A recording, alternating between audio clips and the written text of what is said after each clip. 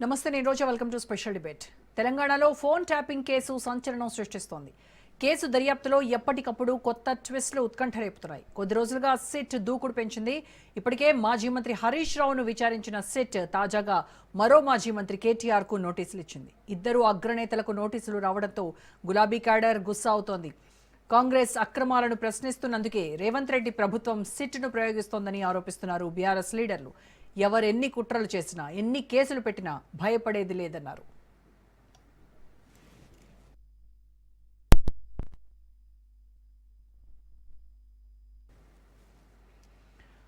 Phone tapping కేసులో SIT అధికారులు BRS working president KTR కు నోటీసులు అందజేశారు. శుక్రవారం ఉదయం 11 గంటలకు విచారణకు రావాలని 160 సిఆర్పిసి కింద నోటీసులు జారీ చేశారు. నందినగర్లోని కేటీఆర్ నివాసంలో నోటీసులు ఇచ్చారు సిట్ అధికారులు. జూబ్లీహిల్స్ పిఎస్ లో సిట్ విచారణ జరగనుంది. ఈ దేశంలో ఇదేదో కొత్త విచిత్రమైన విషయం అన్నట్టు, చాలా గొప్ప విషయం ఏదో వీళ్ళు పరిశోధించి సాధించినట్టు నేను ఇవాళ అడుగుతున్నా. ఎవరిని అడగాలి? సిట్ ఎవరిని పిలవాలి? నిజానికి గతంలో ఇంటెలిజెన్స్ ఐజీగా పనిచేసి ప్రస్తుతం డీజీపీగా ఉన్న శివధర్ రెడ్డిని పిలిచినరా? గతంలో టీఆర్ఎస్ ప్రభుత్వంలో ఇంటెలిజెన్స్ ఐజీగా మొదటి ఇంటెలిజెన్స్ ఐజీ ఎవరు? ఇవాళ డీజీపీ శివధర్ రెడ్డి గారు. ఆయనకు తెలుస్తుంది ఎవరి ఫోన్లో ట్యాప్ చేసినా, మాకేం తెలుస్తుంది? గతంలో డీజీపీగా పనిచేసిన మహేందర్ రెడ్డి గారికి తెలుస్తుంది. మొన్నటిదాకా డీజీపీగా పనిచేసిన జితేందర్ గారు, ఆయన గతంలో హోమ్ సెక్రటరీ ఉండి, ఆయనకు తెలుస్తుంది. ఎవరిని పిలవాలనో వాళ్ళని పిలవకుండా ఇందులో కేవలం టైం పాస్, వాళ్ళ బొగ్గు కుంభకోణాల మీదకి, వాళ్ళ కమిషన్ల మీదకి దృష్టి పోవద్దంటే ఈ కమిషన్ వేయాలి. ఇక ఏముంది ఆ సిట్టులో? అడిగితే నేను చెప్తా, కుల్లా చెప్తా. ఇవాళ రేవంత్ రెడ్డి ప్రభుత్వం మా ఫోన్లు ట్యాప్ చేయడం లేదా, ప్రతిపక్ష నాయకుల ఫోన్లు ఇవాళ రేవంత్ రెడ్డి ట్యాప్ చేయడం లేదని ఒక్క అధికారి కెమెరా ముందుకు వచ్చి చెప్పే ధైర్యం ఉందా? చెప్తారా అఫీషియల్ గా? వాళ్ళకి తెలుసు, చెప్పలేరు. ఎందుకు? రేపు మా గవర్నమెంట్ వస్తుంది, మళ్ళీ మేము ఎంక్వైరీ చేసినాం అనుకో, వీళ్ళందరూ అలా బొక్కల పడతారు.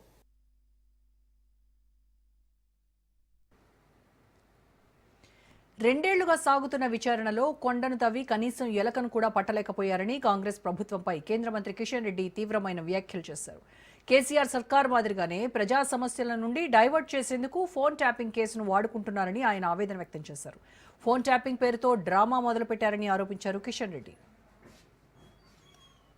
ఈ ఫోన్ ట్యాపింగ్ అంతా కూడా 2 సంవత్సరాలుగా డ్రామా నడుస్తుంది. మీరు హైకోర్టులో అఫిడవిట్ ఇచ్చారు, జడ్జీలకు సంబంధించినటువంటి ఫోన్లు కూడా ట్యాపింగ్ జరిగిందని. ఎవరిచ్చారు? రాష్ట్ర ప్రభుత్వము అఫీషియల్గా హైకోర్టులో అఫిడవిట్ ఇచ్చింది. ఇంకా దానిపైన ఇంకా ఎంక్వైరీ లేనిది, దర్యాప్తు లేనిది, గుడ్డేంది, కూసేంది, చిత్తశుద్ధి ఉంటే అలా చేయాలా?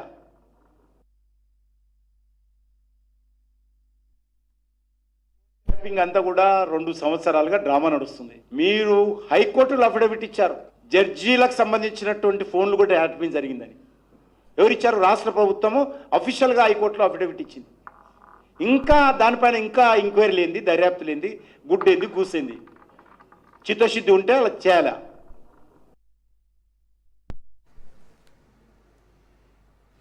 ఫోన్ ట్యాపింగ్ కేసులో ఇప్పటికే మాజీ మంత్రి హరీష్ రావును సిట్ 7.5 గంటల పాటు సుదీర్ఘంగా విచారించింది. కేసు దర్యాప్తుతో సంబంధం ఉన్న సాక్షులను ఎట్టి పరిస్థితుల్లోనూ సంప్రదించొద్దని, ప్రభావితం చేయొద్దని అధికారులు ఆదేశించారు. హరీష్ రావును త్వరలో మరోసారి విచారణకు పిలవాలని నిర్ణయించింది సిట్. ఇక ప్రజలు నిలదీస్తున్నారని డైవర్షన్ టాక్టిక్స్. నిన్న నాకు సిట్ నోటీస్ ఇచ్చిండు, ఇంకా ఇయాల్లో రేపు కేటీఆర్కి ఇస్తాడు. గంతే కదా నువ్వు ఇచ్చేది, వచ్చిందా? గంతే చేస్తాడు. ఎందుకంటే కేటీఆర్ గారు ఒకవైపు గట్టిగా నిలదీస్తుండు, ఇంకొక వైపు నేను అడుగుతా ఉన్నా, సమాధానాలు లేవు. నీ బొగ్గు కుంభకోణంలో నీ బామ్మర్దికే నువ్వు సాయం చేసినావు, నీ సంగతి ఏంటంటే దాని మీద సమాధానం లేదు. సిట్ నోటీసులు పంపుతుండే, ఇక ప్రేమలేఖలు. భయపడతాం అనుకుంటున్నావా? నువ్వు ఎన్ని నోటీసులు ఇచ్చినా బిడ్డ నిన్ను ప్రశ్నిస్తూనే ఉంటాం.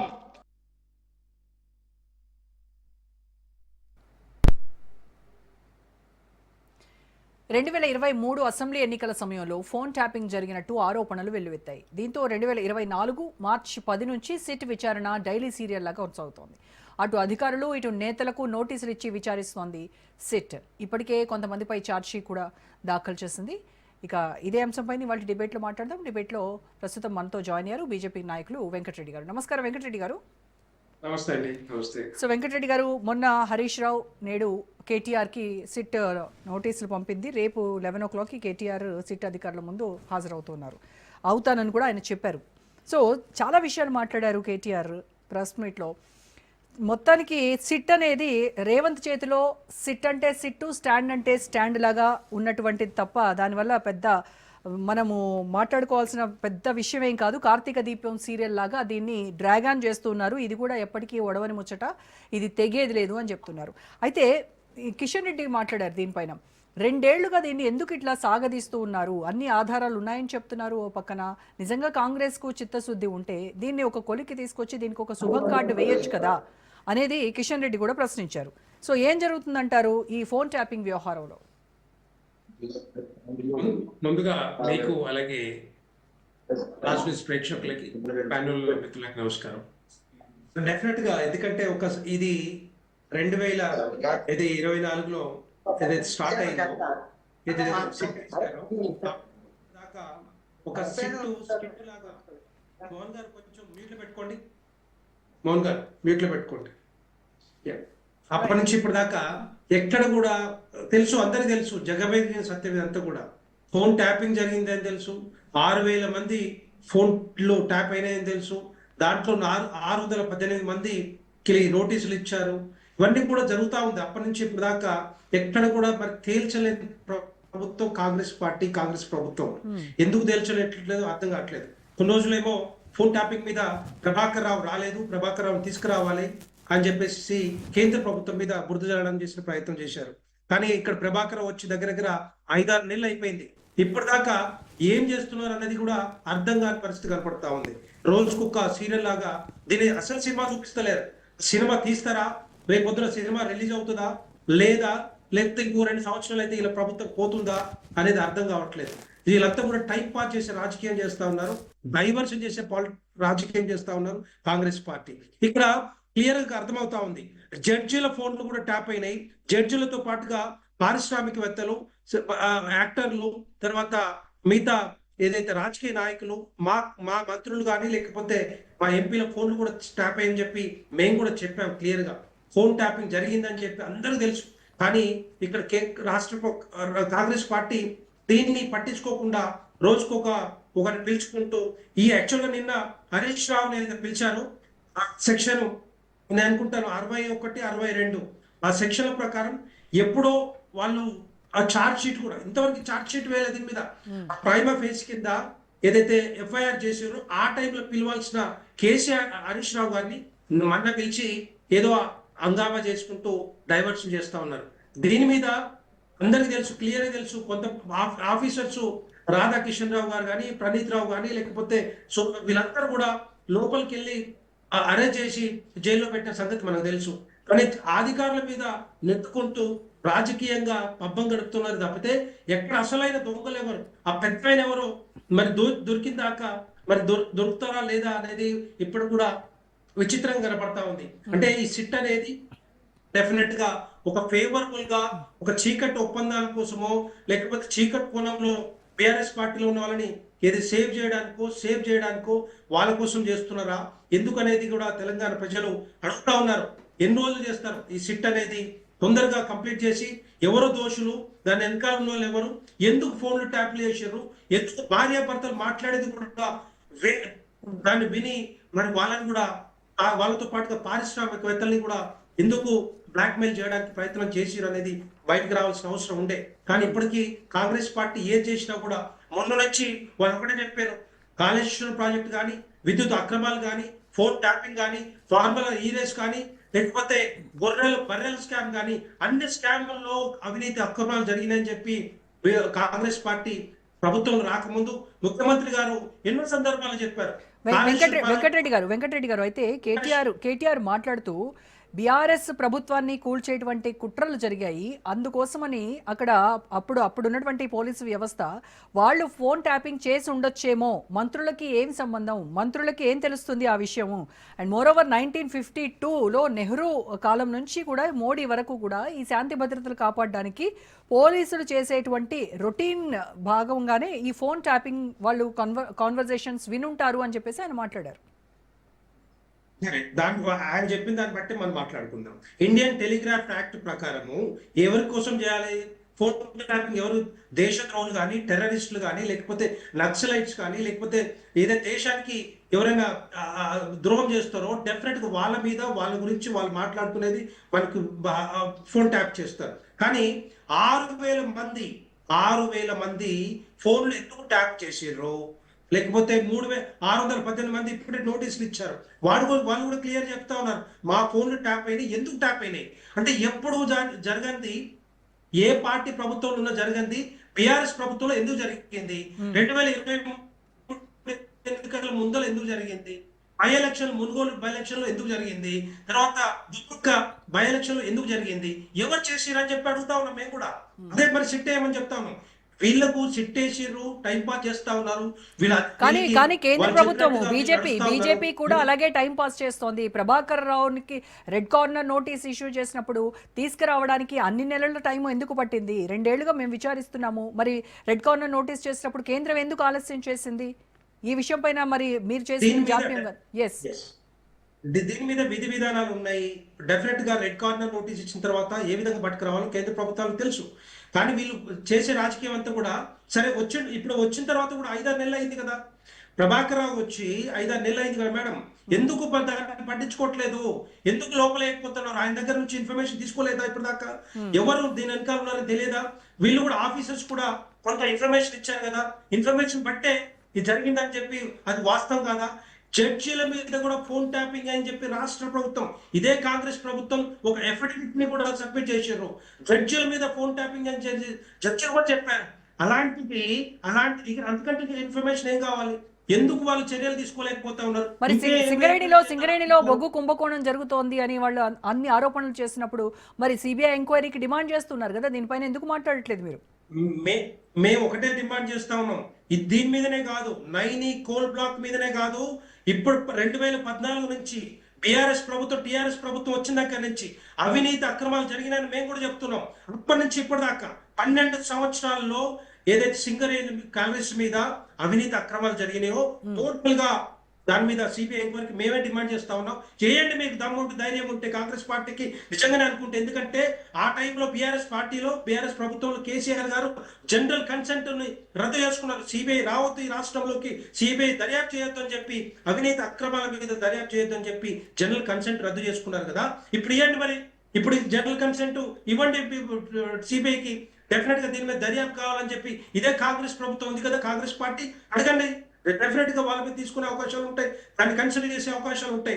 దీంతో పాటుగా మేము ఇంకొకటి కూడా డిమాండ్ చేస్తా ఉన్నాం, ఫోన్ ట్యాపింగ్ మీద ఏదైతే సిట్ వేసారో, సిట్ అనేది ఇదంతా ఓన్లీ టైం పాస్ చేయడానికి చేస్తున్నారు తప్పితే చర్యలు ఎక్కడ కూడా వీళ్ళ మీద తీసుకోరు. దాని మీదనే మాకు నమ్మకం లేదు కాబట్టి దాని మీద కూడా సిబిఐ ఎంక్వైరీ చేయాలి. సిబిఐ ఎంక్వైరీ చేస్తే పూర్తిగా ఎవరెవరు దీని వెనకాల ఉన్నారు, ఆ పెద్ద ఆయన ఎవరు, అవన్నీ కూడా బయటకు వచ్చే అవకాశాలు ఉంటాయి. ఎన్నికకుండా టైం పాస్ చేసే రాజకీయాలు ఎందుకు చేస్తా ఉన్నారు? ఎందుకు ప్రజల్ని మభ్య పెడతా ఉన్నారు, డైవర్ట్ చేస్తా ఉన్నారు? ఎంత కూడా తెలంగాణలో కాంగ్రెస్ పార్టీ ఫెయిల్యూర్ పార్టీ అయిపోయింది. వాళ్ళు ఇచ్చిన హామీలు కానీ అంశాలు కానీ ఎక్కడ కూడా ముందుకు పోని పరిస్థితి కనపడతా ఉంది. రైతులు కానీ, మహిళలు కానీ, వృద్ధులు కానీ ఎవరిని కూడా పట్టించుకోని పరిస్థితి కనపడతా ఉంది. వెంకటరెడ్డి గారు మళ్ళీ మాట్లాడదాం.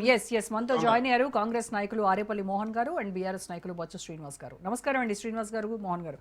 సో ముందుగా శ్రీనివాస్ గారు, ఇటువైపు ఏమో కావాలని మున్సిపల్ ఎలక్షన్స్ ముందున్నటువంటి నేపథ్యంలో కావాలని కాంగ్రెస్ ప్రభుత్వము ఈ సిట్లు నోటీసులు అంటూ హడావిడి చేస్తూ ఇక్కడ బీఆర్ఎస్ లో అగ్రనాయకులని ఆఫీసుల చుట్టూ తిప్పించి విచారణల పేరుతో ఇబ్బందులు పెడుతూ వాళ్ళు మాత్రం రూట్ లెవెల్లో గ్రాస్ లెవెల్లోకి వెళ్ళి వాళ్ళు ప్రచారం చేసుకుని మున్సిపల్ పరిషత్ పోరులో వాళ్ళు ముందంజలో ఉండాలనేటువంటి ప్రయత్నంలో వాళ్ళు ఈ రకంగా చేస్తున్నారని మీరు ఆరోపిస్తూ ఉన్నారు.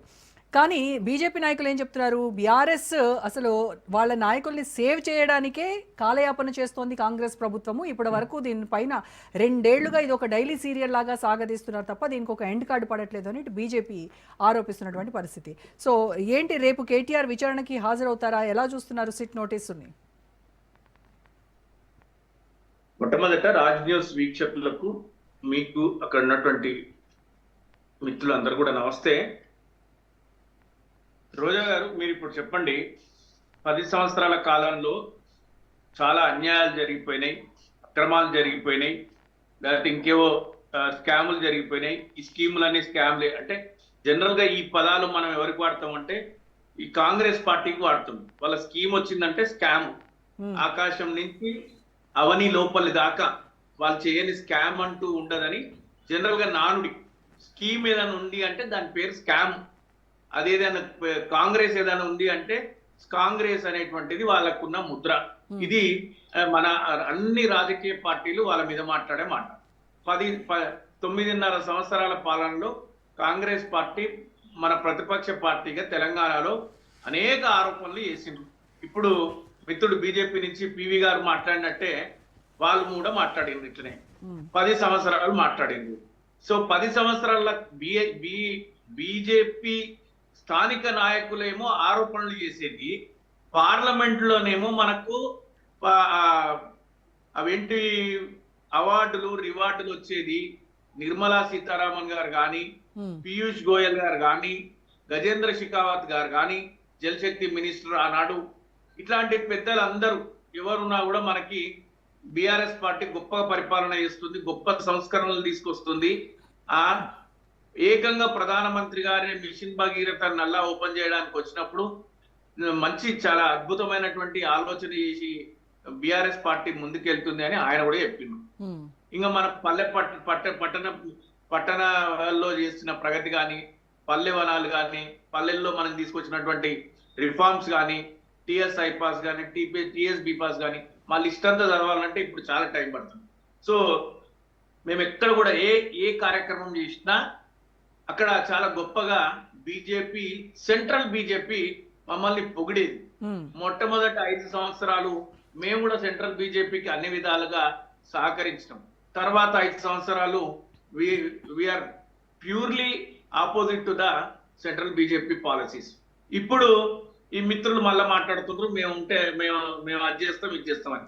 వాళ్ళైతే ఏం చేయలేకపోయినారు. కాళేశ్వరం గొప్పదని వాళ్ళే అన్నారు. ఇప్పుడు కాంగ్రెస్ పార్టీ మిత్రులు మాట్లాడతారు ఏమని, మేము మొత్తం తీసుకపోయి జైల్లో పెడతాం, డబుల్ బెడ్రూమ్లు కట్టిస్తాం, లేకపోతే సింగిల్ బెడ్రూమ్లు కట్టిస్తాం, ఆ జైల్లోనే పెడతాం ఆ కుటుంబాన్ని అని మాట్లాడింది. మరి కానీ వాళ్ళు 2.5 సంవత్సరాలలో వాళ్ళు సాధించిన ప్రగతి ఏందో మా పివి గారే చెప్పిండ్రు. ఏంది, డైలీ సీరియల్ లాగా అది దాన్ని కొనసాగిస్తున్నారు. అంటే ఆ విషయం, దాంట్లో విషయం లేదు. ఒకటి విషయం లేదు, 2 కాలయాపన. ఎందుకు కాలయాపన? సంపద సృష్టించలేక, హామీలను తీర్చలేక, ఎన్నికలు గెలవడానికి, ఎన్నికలు వచ్చినప్పుడు డైవర్షన్, లేకపోతే వాళ్ళ మీద అనేక అపవాదులు వచ్చినప్పుడు డైవర్షన్ పాలిటిక్స్. బొగ్గు కుంభకోణం గురించి వచ్చింది, వాళ్ళు ఎందుకు విజిట్ సర్టిఫికెట్ ఇస్తామన్నారు, ఎవరి కోసం విజిట్ సర్టిఫికెట్లు ఇస్తామన్నారు, ఎందుకు టెండర్లు వేసిన టెండర్లను రద్దు చేసిండ్రు, ఇవన్నీ ఇదంతా చర్చ జరుగుతుంది. కథాకమామి వివిధ ఛానళ్లలో, వివిధ పత్రికలలో మంత్రులు కొట్లాడుకోరు, మంత్రుల పేషీలలో కొట్లాడుకోరు, మంత్రుల వ్యక్తిత్వ కారణాలు జరుగుడు, ఇదంతా జరుగుతుంది. ఇప్పుడు ఏం చేయాలా? టక్కున రాతో ఒక పని చేసిండ్రు. హరీష్ రావు గారికి అదేమి విచారణకు రావాలి అని అన్నారు. ఆయన విచారణకు వెళ్ళేసి వచ్చిండ్రు. ఆ తర్వాత ఏం తేలిందంటే ఏం తేలేదు. మళ్ళా మిమ్మల్ని పిలుస్తాం, మళ్ళీ మీరు రావాలి అంటే దీన్ని మళ్ళీ ఎప్పుడో ఏదో విపత్కరమైన పరిస్థితి, ప్రభుత్వం ప్రజల నుంచి దారి మళ్లించడానికి మళ్ళీ ఎప్పుడో ఒక టైం వస్తుంది. ఆ టైంలో మళ్ళీ వారిని పిలవాలి. గవర్నమెంట్ డిఫెన్స్ లో పడే టైంలో ఇలాంటి అస్త్రాలు తీస్తోందంటారు. గవర్నమెంట్ ఆల్రెడీ ఎప్పటి నుంచో డిఫెన్స్ లో ఉంది, మళ్ళీ ఇలా కొత్తగా డిఫెన్స్ ఏం లేదు.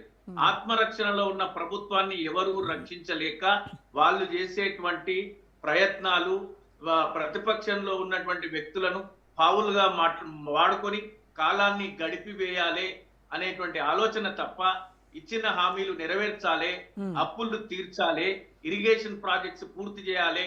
దక్షిణ తెలంగాణను బీఆర్ఎస్ పార్టీ సవతి ప్రేమ చూపించింది అన్నారు. మరి దక్షిణ తెలంగాణ నుంచి ముఖ్యమంత్రి గారు అయ్యారు. మేము కూడా దక్షిణ తెలంగాణ ప్రాంతానికి చెందిన వ్యక్తులమే. మేము అనుకున్నాం 30,000 కోట్లు మాత్రమే ఖర్చు చేసినటువంటి బీఆర్ఎస్ పార్టీ ఈ కాంగ్రెస్ వచ్చింది కదా, మరి ఎన్ని వేల కోట్లు ఖర్చు చేసి ఎంత త్వరితగతిన మాకు దక్షిణ తెలంగాణ ప్రాజెక్టులు పూర్తి చేస్తారు. శ్రీనివాస్ గారు, వాళ్ళు సవాల్ చేస్తున్నారు, వాళ్ళు సిద్ధంగా ఉన్నారు. 10 ఏళ్ల బీఆర్ఎస్ పాలనలో మీరు చేసింది ఏంటి తెలంగాణకు, 2 ఏళ్ల కాంగ్రెస్ పాలనలో వాళ్ళు ఎంత అభివృద్ధి చేశారు, మీరు ఎన్ని అప్పులు చేశారు, ఇవన్నీ కూడా చర్చించడానికి మేము సిద్ధం అని చెప్తున్నారు కాంగ్రెస్ వాళ్ళు. ఎవరు కాంగ్రెస్ వాళ్ళ? కాంగ్రెస్ వల్ల Yes. మీరు 2 ఏళ్ళు అయింది, మేము 40 ఫ్లైఓవర్లు కట్టినాం, మీరు 2 ఏళ్ళలో ఏం చేసిండ్రు? వాటికి సున్నం వేసిండ్రు. ఇది నిజమా కాదా? ఇది నిజమా కాదా అండి? వాళ్ళు సున్నం వేసిండ్రు హైదరాబాద్ లో, మీరు కూడా చూసుంటారు. ఎందుకంటే మీ ఇంటికాడ నుంచి పోతుంటే ఎక్కడో చోట ఫ్లైఓవర్ వస్తుంది, ఆ ఫ్లైఓవర్ కి కొత్త సున్నంగా అనిపిస్తుంది. సున్నం వాళ్ళది, ఫ్లైఓవర్ మేము కట్టింది. ఎందుకంటే నేను వేరే పెద్దగా చెప్పాలంటే మేము 90-60-1,70,000 కోట్ల రూపాయలు మేము ఇరిగేషన్ ప్రాజెక్టుల మీద ఖర్చు చేసినాం. 70,000 కోట్ల రూపాయల రైతు బంధు ఇచ్చినాం. 70,000 కోట్ల రూపాయల రైతు మాఫీ చేసినాం. అలా ఏం చేసిందంటే మేము ఆ మిషన్ భగీరథ తీసుకొచ్చినాం, మిషన్ కాకతీయ తీసుకొచ్చినాం, హైదరాబాద్ రూపురేఖలు మార్చినాం, జిల్లా కలెక్టరేట్లు కట్టినాం, 26 సమీకృత జిల్లా కలెక్టరేట్లు కట్టినాం, మండలాలు ఏర్పాటు చేసినాం, గ్రామాల నుంచి మండలాలకు, మండలాల నుంచి జిల్లాలకు, జిల్లాల నుంచి హైదరాబాద్ కి ఈ రోజు ఇన్ఫ్రాస్ట్రక్చర్ క్రియేట్ చేసినాం. హైదరాబాద్ Right. తెలంగాణలో భూములంటే శ్రీనివాస్ గారు కాంగ్రెస్ ప్రభుత్వం ఏం చేయలేదు, మీరు కట్టినటువంటి ఫ్లైఓవర్లకు కొత్తగా సున్నాలు వేశారని చెప్తున్నారు. వాళ్ళేమో ఈ 10 ఏళ్లలో అసలు తెలంగాణ రాష్ట్రానికే, రాష్ట్ర ప్రజలకే సున్నం బొట్లు పెట్టారు మీరు. రైట్, ఇక కాంగ్రెస్ నాయకులు ఆరేపల్లి మోహన్ గారితో మాట్లాడదాం. మోహన్ గారు, రేవంత్ సిట్ అంటే సిట్, స్టాండ్ అంటే స్టాండ్ తప్ప సిట్ అనేటువంటి దానికి పెద్ద మనం ఏమి నిర్వచనం ఇచ్చుకోని అవసరం లేదు. ఇది కార్తీక దీపం సీరియల్ లాగా, డైలీ సీరియల్ లాగా, ఇది ఎప్పటికీ ఒడవదు, తెగదు అని చెప్పేసి కేటీఆర్ అంటున్నారు. 2 ఏళ్లుగా మీకు పరిపాలన చేతగాక మీరు ఇచ్చినటువంటి 6 గ్యారంటీలు, 420 హామీలు అమలు చేయక ఇవన్నీ ప్రజలు అడుగుతూ ఉంటే, ప్రతిపక్షాలు నిలదీస్తూ ఉంటే వీటన్నింటి నుంచి తప్పించుకోవాలని అటెన్షన్ డైవర్షన్ పాలిటిక్స్ చేస్తున్నారు. అందులో భాగంగానే కొన్ని రోజులు కాళేశ్వరం అంటారు, కొన్ని రోజులు ఫార్ములా ఈ అంటారు, కొన్ని రోజులు ఫోన్ ట్యాపింగ్, కొన్ని రోజులు గొర్రెల స్కాము. ఈ రకంగా అవసరానికి ఒక స్కామ్, ఒక కేసును తీసుకొని ప్రతిపక్ష నాయకుల్ని ఇబ్బంది పెట్టడమే ధ్యేయంగా పనిచేస్తున్నారు తప్ప ఈ 2 ఏళ్లలో ప్రజలకు మీరు చేసింది ఏంటి, మీరు ఇచ్చింది ఏంటి అని అడుగుతున్నారు బీఆర్ఎస్ నాయకులు. మ్యూట్లోంచి తీయండి, అన్మ్యూట్ చేయండి.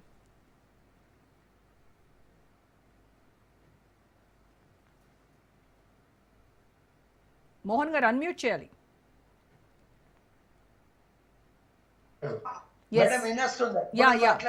వినబడుతుంది, చెప్పండి. మీకు అందరికీ నమస్కారం. ముఖ్యంగా రోజా గారు, మీరు అడిగిన దానికి 2 మాటలు నేను చెప్పదలుచుకున్నా.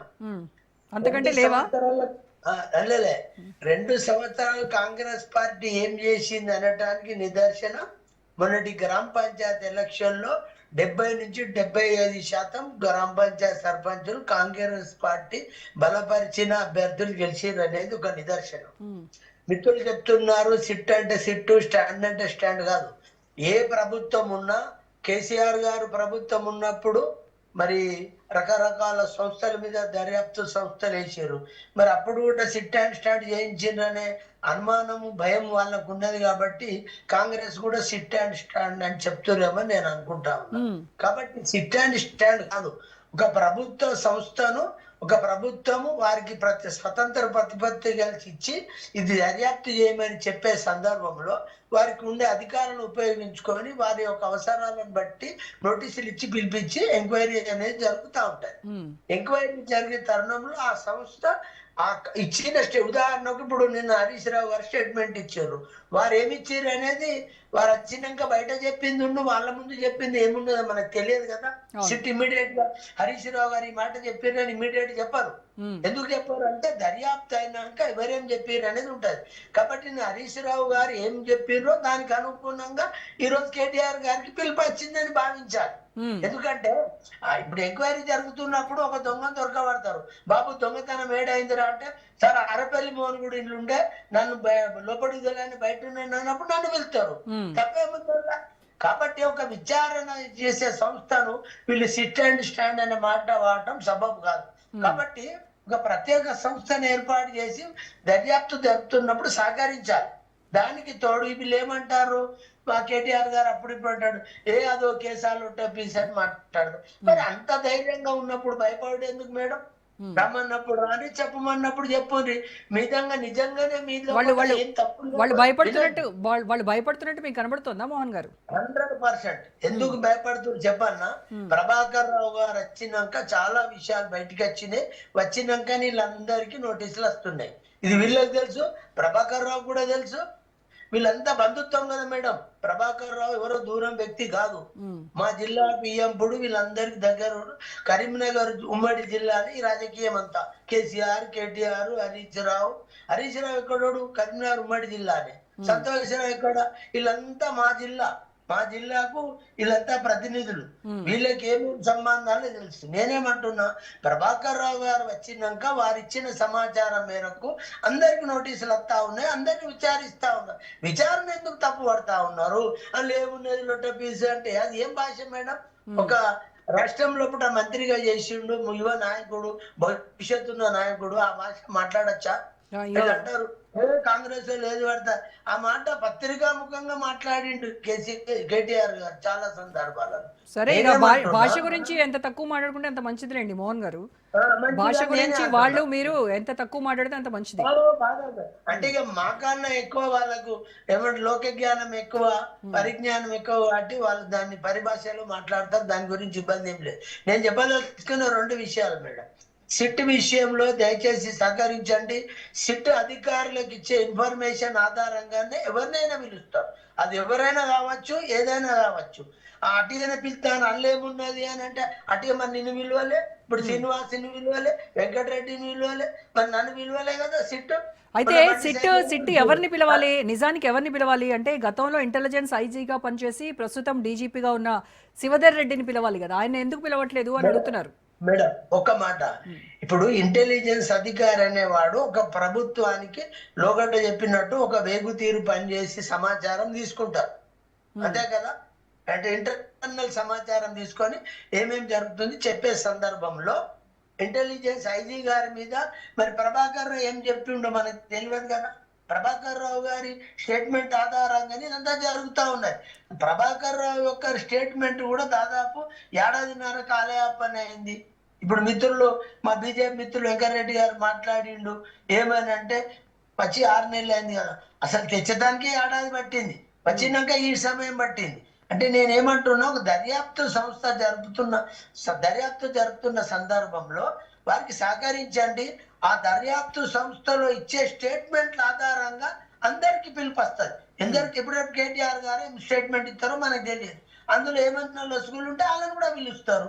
బండి సంజయ్ స్టేట్మెంట్ ఇవ్వలేదా? రాలేదా సిట్కు? మరి ఆయన కూడా సిట్ ఏంది ఇది ఏంది అని అన్నాడా? కాబట్టి ఈ సిట్ గురించి దయచేసి ఎంత తక్కువ మాట్లాడి సహకరించమనే మాట బీజేపీ నాయకులు ఏమంటున్నారు? కాంగ్రెస్ బీఆర్ఎస్ 2 ఒకటే, అందుకే బీఆర్ఎస్ నాయకులని సేవ్ చేయడం కోసము, వాళ్ళని సేవ్ చేయడం కోసమే ఇలా ఈ రకంగా టైం డ్రాగ్ ఆన్ చేస్తున్నారు, విచారణల పేరుతో కాలయాపన చేస్తున్నారు. ఒక్క మాట చెప్పాను మేడం, మా మిత్రులు బీజేపీ మిత్రుడు ఒకసారి గమనించాలి. ఇప్పుడు సిబిఐకి కాళేశ్వరం సబ్జెక్ట్ ఇచ్చి ఎన్ని రోజులైంది మేడం? మా బీజేపీ మిత్రుడు చెప్పాలి ఎందుకు సిబిఐ ఎందుకు ఎంటర్ అయితే లేదు. ఆల్రెడీ ఈ గవర్నమెంట్ వచ్చినాక సిబిఐ ఎంటర్ కావచ్చు అనే తీర్మానాన్ని కేంద్ర ప్రభుత్వాన్ని ఇచ్చినాకనే సిబిఐకి రావాలని కోరింది కదా. కోరిన మాట నిజమా కాదా? మరి ఎందుకంటే సిబిఐ ఎందుకు ఇన్ని రోజులు చేస్తుంది, ఇంతకాలం అవుతుంది? నేనేమంటున్నా, ఇండైరెక్ట్ గా బీజేపీ బీఆర్ఎస్ కాపాడుతుంది ఈ ఇష్యూలో. మిగతా విషయంలో తెలియదు కానీ కాళేశ్వరం విషయంలో బీజేపీ బీఆర్ఎస్ నాయకులను కాపాడే ప్రయత్నంలో భాగంగానే ఈ సిబిఐ రావటం లేదు ఈ రాష్ట్రానికి అని నేను ఆరోపిస్తా ఉన్నా. ఇది నిజమని కూడా నేను చెప్పదలుచుకున్నా. కాబట్టి సిబిఐ రాకపోవడానికి కారణం బీజేపీ. ఇప్పుడు మీరు ఒక మాట ప్రభాకర్ రావును పట్టుకపో, ఇప్పుడు ఇంకో మాట బీజేపీలో ఆడతారు, నీరజ్ మోడీ ఎక్కడున్నాడు మేడం? కింగ్ ఫిషర్ ఓనర్ ఎక్కడున్నాడు మేడం? ఎన్ని వేల కోట్లు దండుకొని పోయారు మేడం? మోడీ గారు ప్రభుత్వం రాకముందు ఏమన్నాడో, వాళ్ళని తీసుకొస్తా, నేను వసూలు చేస్తా, ఆ డబ్బు ప్రభుత్వ ఖజానాకి జమ అవుతుంది అనే మాట చెప్పి 3వసారి ప్రధానమంత్రి అయిండు. వచ్చిర్రా మేడం వాళ్ళు? కేంద్ర మనస్తత్వం లేదా ఇందులో? ఎన్ని అడుగుదాం, బీజేపీ నాయకులు అడుగుదాం. బీజేపీ నాయకులతో మాట్లాడే ముందు 10 లక్షలు అప్పు ఉంటే 10 సార్లు నోటీస్ వస్తుంది. వాళ్ళు వేరే దేశంలో ఎంజాయ్ చేస్తా ఉంటే పట్టుకొచ్చే ఏమంటారు స్తోమత లేదా, Right. పట్టుకొచ్చే విధానం తెలియదా కేంద్ర ప్రభుత్వానికి, వాళ్ళని పిలిపించే శక్తి లేదా అని అడుగుతా ఉన్నా. బీజేపీ నాయకులు వెంకటరెడ్డి గారు మీరే సమాధానం చెప్పాలి. కాళేశ్వరం విషయంలో సిబిఐ ఎంక్వైరీకి రాష్ట్ర ప్రభుత్వం లేఖ రాసినప్పటికీ కూడా దానిపైన ఇప్పటివరకు అతిగతి లేదు. మరి ఎందుకు అంటే కేంద్ర ప్రభుత్వము మీరు అధికారంలోకి వచ్చే ముందు మీరు ఇచ్చినటువంటి హామీలు ఏంటి? నీరవ్ మోడీని తీసుకొస్తామన్నారు, తర్వాత ఈ రకంగా రకరకాల ఎవరైతే మన దేశం విడిచి పారిపోయారో వాళ్ళందరినీ తీసుకొస్తామని చెప్పారు. మరి వాళ్ళని ఎందుకు తీసుకురావట్లేదు, దానిపైన చర్యలు ఏవి అని అడుగుతున్నారు.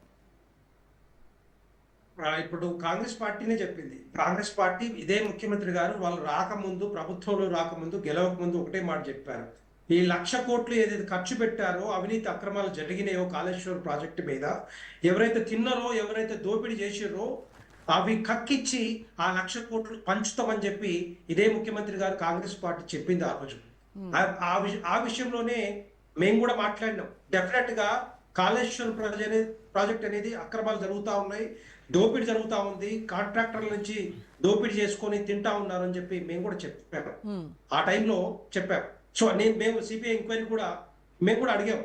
కానీ ఇక్కడ ఏం జరిగింది, కాంగ్రెస్ పార్టీ ప్రభుత్వంలోకి వచ్చాక దాని మీద పీసీ ఘోష్ కమిషన్ వేసి, ఆ పీసీ ఘోష్ కమిషన్ దగ్గర 2 సంవత్సరాలు దాని మీద దర్యాప్తు చేసి, కొండను తవ్వి ఎలుకను పట్టినట్టు కాకుండా కూడా ఎలుకను కూడా పట్టుకోలేక 94,000 కోట్ల రూపాయలు ఏదైతే ఖర్చు పెట్టిన దాని మీద దర్యాప్తు చేయమంటే, ఏదైతే సుందిళ్ళ గాని మేడిగడ్డ గాని అన్నారం మీద దర్యాప్తు చేయమని చెప్పి మేము చెబితే కాంగ్రెస్ పార్టీ ఏం చేసింది? ఇక్కడ 24,000 కోట్ల రూపాయలు ఏదైతే మేడిగడ్డ మీద ఖర్చు పెట్టిరో దాని మీద మాత్రమే ఘోష్ కమిషన్ వేసి ఆ రిపోర్ట్ మాత్రమే తీసుకొచ్చారు. సో ఏమన్నారు? వీళ్ళే చెప్పారు, వీళ్ళ చేతిలో రిపోర్ట్ ఉంది, వీళ్ళ చేతిలో బంతి ఉంది, వీళ్ళ కోట్ల బాల్ ఉంది. మరి ఎవరు చేయాలి? యాక్షన్ ఎవరు తీసుకోవాలి? చర్యలు ఎవరు తీసుకోవాలి? కాంగ్రెస్ ప్రభుత్వం కాదా? ఈరోజు కాంగ్రెస్ ప్రభుత్వం తీసుకోక దాన్ని పక్కన పెట్టి మొత్తం 1,00,000 కోట్ల మీద దర్యాప్తు చేయకుండా తూతు మంత్రంగా దర్యాప్తు చేయించి రిపోర్ట్ వచ్చిన తర్వాత చేతులు ఎత్తేసి ఈ రోజు సిబిఐ ఎంక్వైరీకి ఓన్లీ మేడిగడ్డ మీద రాయటం ఎందుకు రాశారు? ఇప్పటి కూడా ఎందుకు రాశారు అడుగుతున్నాం. మీకు నిజంగా దమ్ము ధైర్యం ఉంటే 1,30,000 కోట్ల రూపాయలు ఏదైతే కాళేశ్వరం ప్రాజెక్టు మీద ఖర్చు పెడతామని చెప్పారో 94,000 కోట్ల రూపాయలు ఖర్చు పెట్టారో, మేడిగడ్డ, సుందిల్ల, అన్నారము, కాలువలు ఆ వాటి మీద మొత్తం కూడా సిబిఐ ఎంక్వైరీకి ఇవ్వలేదు మీరు. మేము అదే అడుగుతున్నాం, సిబిఐ ఎంక్వైరీ ఎందుకు ఇవ్వలేదు? నెంబర్ 1. నెంబర్ 2, దాన్ని అందుకే ఇప్పుడు ఈ రోజు ఇప్పుడు మీరు డిమాండ్ చేస్తా ఉన్నాం, మీకు దమ్ము ధైర్యం ఉంటే ఇప్పుడు కూడా చేయండి. రెండవది, వీళ్ళు ఏమన్నారు? ఫార్ములా ఈరేస్ కేసు రేపు మంత్రులు రకరకాల స్టేట్మెంట్లు ఇచ్చారు. దీపావళి పండుగ వస్తుంది, బాంబులు కాల్చుతాం, పండుగ చేసుకుంటాం, వీళ్ళని లోపలేస్తామని చెప్పిన మరి కాంగ్రెస్ పార్టీ ఈ రోజు వరకు మరి దాని గురించి ఎందుకు మాట్లాడలేదు? అక్టోబర్, నవంబర్, డిసెంబర్, దగ్గర 4 నెలలు అయిపోయింది. అంతకుముందు కూడా ఇదే విధంగా మాట్లాడారు. కేటీఆర్ గారు చెప్పారు, మీకు దమ్ము ధైర్యం ఉంటే నన్ను అరెస్ట్ చేసుకోండి, జైలు పంపించమని చెప్పి. ఎందుకు చేయలేకపోతా ఉన్నారు? నెంబర్ 2. నెంబర్ 3, ఫోన్ ట్యాపింగ్ గురించి. ఫోన్ ట్యాపింగ్ కూడా 2 సంవత్సరాల నుంచి ఇంతకుముందు మాట్లాడుకున్నాం. అన్ని రకాల ఎవిడెన్స్ కాంగ్రెస్ పార్టీ దగ్గర ఉంది, కాంగ్రెస్ ప్రభుత్వం దగ్గర ఉంది. రోజుకొకసారి 3 నెలలకు ఒకసారి ఒక నోటీస్ ఇస్తారు, 3 నెలలకు ఒకసారి ఒక నోటీస్ ఇస్తారు. ఎందుకు ఇస్తా ఉన్నారు? ఎందుకు కంటిన్యూషన్ ప్రాసెస్ దీంట్లో జరగట్లేదు? ఈ సిట్టు ఎందుకు చేయలేకపోతా ఉన్నారు? మీరు ఆపుతున్నారు. తర్వాత ఏదో డైవర్షన్ పాలిటిక్స్ మీ మీద ఆరోపణలు వచ్చినప్పుడు దాన్ని డైవర్ట్ చేయడానికి మళ్ళీ బయటికి తీస్తా ఉన్నారు, ఇంకొక నోటీస్కి ఇస్తా ఉన్నారు. మీరు ఒకవేళ నిజంగానే ప్రభాకర్ రావు వచ్చిన తర్వాత మీ దగ్గర సబ్స్టాన్షియల్ ఎవిడెన్స్ ఉంది, మీ దగ్గర ఎవిడెన్స్ ఉంది, ఎవరిని లోపలేయాలి, ఎవరిని విచారణ చేయాలి, ఎవరికి నోటీస్ చేయాలనేది మీకు తెలుసు. కానీ రాష్ట్ర ప్రభుత్వం ఏం చేస్తా ఉంది? దాన్ని ఒక ఆయుధంగా వాడుకుంటూ దాన్ని డైవర్ట్. వెంకటరెడ్డి గారు రాష్ట్ర ప్రభుత్వాన్ని ప్రశ్నిస్తూ ఉన్నారు. అట్ ద సేమ్ టైం మరి బీజేపీ చేయవలసినటువంటివి కూడా ఆరేపల్లి మోహన్ గారు అడిగారు. వాటి గురించి మీరు ఏం మాట్లాడలేదు. ఆర్థిక ఉగ్రవాదులు వాళ్ళని మీరు తీసుకొస్తా ఉన్నారు, వాళ్ళ అదేమైంది? నల్లధనాన్ని తీసుకొస్తా అన్నారు, పేదల అకౌంట్లలో అందరికీ మీరు జమ చేస్తామని చెప్పారు. వీళ్ళందరూ కూడా డెఫినెట్ గా వీళ్ళందరూ కూడా కాంగ్రెస్ పార్టీ హయాంలో 1,000 కోట్ల రూపాయల లోన్లు తీసుకొని పారిపోయిన పరిస్థితి ఇది. వీళ్ళు ఆ పర్మిషన్ ఇచ్చి వాళ్ళకి లోన్లు ఇచ్చి వాళ్ళ ఇష్టం వచ్చినట్టుగా దాన్ని వాడుకొని బయటికి పోయిన పరిస్థితి కనపడతా ఉంది. ఇతర దేశాల్లో పాస్పోర్ట్లు తీసుకొని వాళ్ళ సిటిజన్స్ గా మారిన పరిస్థితి ఈ రోజు కనపడతా ఉంది. దాని మీద జరుగుతా ఉన్న దర్యాప్తు జరుగుతా ఉంది. Right. డెఫినెట్ గా ఈ రోజు రేపో ఎప్పుడో ఒక రోజు డెఫినెట్ గా వాళ్ళు పట్టుకొచ్చే బాధ్యత తీసుకుంటాం. డెఫినెట్ గా అది ఉంటది. 8% వదిలిపెట్టే సమస్య లేదు. వాళ్ళ ఆస్తులు మొత్తం కూడా ఇక్కడ సీజ్ అయినాయి. మొత్తం ఈడీ కానీ సిబిఐ కానీ మొత్తం టోటల్ ఆస్తులన్నీ కూడా సీజ్ అయినాయి. 1000 కోట్ల రూపాయలు మరి అవన్నీ కూడా సీజ్ చేసారు. డెఫినెట్ గా ఇలాంటిది భారతీయ జనతా పార్టీ అధికారంలో ఉన్నప్పుడు ఎక్కడ ఏ అవినీతి జరిగినా కూడా ఎట్టి పరిస్థితుల్లో వదిలే ప్రసక్తే లేదు. ఈ రోజు రేపు ఎందుకంటే ఫోన్ ట్యాపింగ్ ఇష్యూ కూడా ఇది కేంద్ర ప్రభుత్వ సంస్థ దర్యాప్తు చేసే సంస్థలు ఇవన్నీ కూడా కేంద్ర ప్రభుత్వం ఏదైతే ఫోన్ ట్యాపింగ్ చేశారో డెఫినెట్ గా వెంకటరెడ్డి గారు పరిధిలోకి వస్తుంది. ఓకే ఎట్టి పరిస్థితుల్లో రైట్ మోహన్ గారు మాట్లాడండి. ఒక్క నిమిషం వెంకటరెడ్డి గారు మళ్ళీ సార్ మోహన్ గారు మేడం ఒక మాట మా మిత్రులు వెంకటరెడ్డి గారు పదే చెప్తారు. ఈ కాళేశ్వరం మీద ఈ రాష్ట్ర ప్రభుత్వం చేసిన ఎంక్వైరీ ఆధారంగానే సిబిఐకి ఇచ్చినాం. అంటే సిబిఐ మిగతా విషయాలను విచారిస్తే అందులో ఏ అంశం సిబిఐ విచారణ చేసినప్పుడు ఆ అంశాలన్నీ తీసుకోవాల్సిన బాధ్యత సిబిఐ మీద ఉన్నది. ఏమంటారు? 1,00,000 కోట్ల మీద ఎందుకు ఇవ్వలేదు కన్సెంట్? 1,00,000 కోట్ల మీద ఎందుకు ఇవ్వలేదు కన్సెంట్? ఫుల్ కన్సెంట్ ఇవ్వలేదు. మీరు ఓన్లీ మేడిగడ్డ మీద మాత్రమే ఇచ్చారు. విను అట్టి ఎందుకు అంత రాజకీయ కోణం మాట్లాడద్దు, వాస్తవాలు ఒక్క మాట ప్రజలకేం తెలుసు మీరు చేసింది. కానీ ఒక మాట నేను చెప్పేది ఒకటే, ఒక సంస్థను కోరి సిబిఐ ఎంక్వైరీ చేయమన్నది. సబ్జెక్ట్ మీకు ఇచ్చింది. Kaleshwaram with in the limits of the Annaram అనే మాట మీకు చెప్పి ఇచ్చింది. మీరు ఎంక్వైరీకి వచ్చినప్పుడు దానిలో ఎవరెవరు తోడితే ఎవరెవరు దొరుకుతారు ఏమైతుంది అనేది మీరు నిర్ధారించవలసిన అవసరాన్ని మీరు దాటవేసి వాళ్ళు గదియలే నీకు ఏది ఇచ్చిండ్రు అని నేను ఎంక్వైరీ చేయమన్నారు. ఇప్పుడు ఉదాహరణకు ఓ ఇంట్లో దొంగలు పడతారు, ఎస్ఐ వచ్చి ఎంక్వైరీ చేస్తాడు, పక్కింటి వాళ్ళని విచారిస్తారు, దాంతో పాటు 100 మందిని విచారిస్తాడు. తప్పేం కాదు కదా. అట్లనే సిబిఐ వచ్చి విచారణ చేసి ఆ కాళేశ్వరంలో దొంగలను పట్టుకోవాలంటే వీళ్ళ దగ్గర కోసి రిపోర్ట్ ఉంది, వీళ్ళు ఏం చేసినట్టు, అది కాదు కదా. సిబిఐకి ఇచ్చినప్పుడు CBI should take some initiation and get down to the Telangana state and enquiry the matter. అది పక్కకు పెట్టి వీళ్ళ దగ్గర సిపి ఘోష్ కమిషన్ రిపోర్ట్ ఉంది, ఆ రిపోర్ట్ లో ఏమో నీకెందుకు ఆ రిపోర్ట్ లో ఏం అంశాలు ఉన్నాయి అనేది కేంద్ర ప్రభుత్వం సిబిఐ వచ్చినాక ఆ చిట్ట వాళ్ళకి ఇస్తుంది కదా. వాళ్ళకి మీరు కమిషన్ వేసి మీరు సాధించింది ఏంటి? ఒక నిమిషం అండి, మీరు కమిషన్ వేసి పిసి ఘోష్ కమిషన్ వేసి 7.5 పాటు మీరు విచారణల పేరిట కాలయాపన చేస్తూ మీరు సాధించింది ఏంటి? కాంగ్రెస్ ప్రభుత్వం ఏం సాధించింది చెప్పండి. చెప్పాలా? ఒక్క మాట, సాధించి తప్పు జరిగిందని గుర్తించే సిబిఐని కోరింది కదా. ఏం సాధించింది అంటే ఎట్లా బరాబర్ సాధించింది. ఘోష్ కమిషన్ వేసి వాస్తవాలలో తప్పు జరిగింది, అందులో అవినీతి జరిగిందని తేల్చారు కాబట్టి సిబిఐని కోరింది. ఏమండి అవినీతి జరిగింది, మీరు రండి, మేము చేసే కాడికి చేసినా మీరు చేయవలసిన బాధ్యత ఉంది, కేంద్ర ప్రభుత్వం ఇన్వాల్వ్ కావాలి, సిబిఐ ఎంత చేస్తే నిష్పక్షపాతంగా ఉంటది, పారదర్శకంగా ఉంటది, మీరు రమ్మని అన్నాం. అంతే తప్ప ఇక్కడ తప్పు జరగలేదంటే సిబిఐకి ఎందుకు ఏం లేదని చెప్తాం కదా.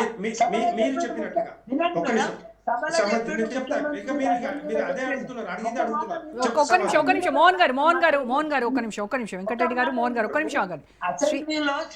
అసెంబ్లీ సాక్షిగా ముఖ్యమంత్రి చెప్పిండ్రు ఈ అవినీతి జరిగిన అనుమానాలు ఉన్నాయి కాబట్టి సిబిఐకి ఇస్తున్నాం. మరి బీజేపీ కూడా సిబిఐకి ఏమని కోరింది, మంచిదే ఇది. కాబట్టి సిబిఐ ఎంక్వైరీ చేయండి, దోషి లెవెల్లో నిర్దోషి లెవెల్లో మీరు విచారణ చేయండి. అది 1,00,000 కోట్ల 50,000 20 కోట్ల అసలు జరిగిందా జరగలేదా అని మీరు చేయమని అడిగితే ఘోష్ కమిషన్ ఏం సాధించిందంటే సాధించింది కాబట్టి రైట్ ఓకే. వెంకటరెడ్డి గారు ఒక్క నిమిషం శ్రీనివాస్ గారు మాట్లాడాలి. శ్రీనివాస్ గారు వినండి మేడం, ఒక నిమిషం. మోహన్ 1 మినిట్ మాట్లాడతారు. రోజా గారు 1 మినిట్ చెప్పండి. 1 మినిట్ మాట్లాడతారు. 1 మినిట్. ఇప్పుడు మోహన్ గారు చెప్పినట్టుగా వీళ్ళే ఆరోపించారు కదా 1,00,000 కోట్లు అవినీతి జరిగింది, అక్రమాలు జరిగినాయని. మరి నేను 1,00,000 కోట్ల మీద ఖర్చు పెట్టిన దాని మీద ఎందుకు వేయలేదని ఇప్పుడు అడుగుతున్నాం మేము కూడా. తెలంగాణ ప్రజలకు సమాధానం చెప్పాలి. మీరు చెప్పకుండా ఓన్లీ మేడిగడ్డ మీదనే దర్యాప్తు ఎందుకు చేశారు మీరు అని చెప్పండి. మీరు చిక్కుకోవడం ఏముంది? మీకు బీఆర్ఎస్ మధ్యలో ఏమైనా చీకటి కోణం ఉందా? చీకటి ఒప్పందాలు జరిగినాయా? మేము ఎందుకు చేయలేకపోయామని చెప్తున్నా ఇప్పుడు కూడా. దాని సమాధానం మీరు చెప్పట్లే. మీరు డైవర్ట్ చేసుకుంటున్నారు. దీన్ని డైవర్ట్ కాదు మీరు రైట్ చేసేది. రైట్ రైట్ మీరు ప్రాజెక్ట్ మీద ఎంక్వైరీ చేస్తున్నారు. ఒకళ్ళ తర్వాత ఒకళ్ళు మాట్లాడండి దయచేసి. దాని మీద ఒక్కదాని మీద మేడిగడ్డ మీద ఎందుకు చేశారు? అదొకటి చెప్పండి సమాధానం. ఒక మాట చెప్తాను. ఇంట్లో దొంగతనం జరిగిందని ఒక దరఖాస్తు ఇస్తాడు. అలా బంగారం పోయిందా, వెండి పోయిందా, ఏమేమి వస్తువులు పోయినా వచ్చినోడు ఎంక్వైరీ చేసి పోలీసు వాళ్ళు చేస్తారా? మా బంగారమే పోయిందని దరఖాస్తు ఇస్తారా? వెండి అయిపోయిందని ఇస్తారా?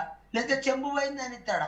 దరఖాస్తు ఇచ్చినాము ఏమని, మీరు ఎంక్వైరీకి రండి, ఇవ్వ మేడిగడ్డలు ఇట్లా జరిగింది అన్నమాట, అన్నారంలో జరిగింది అన్నమాట.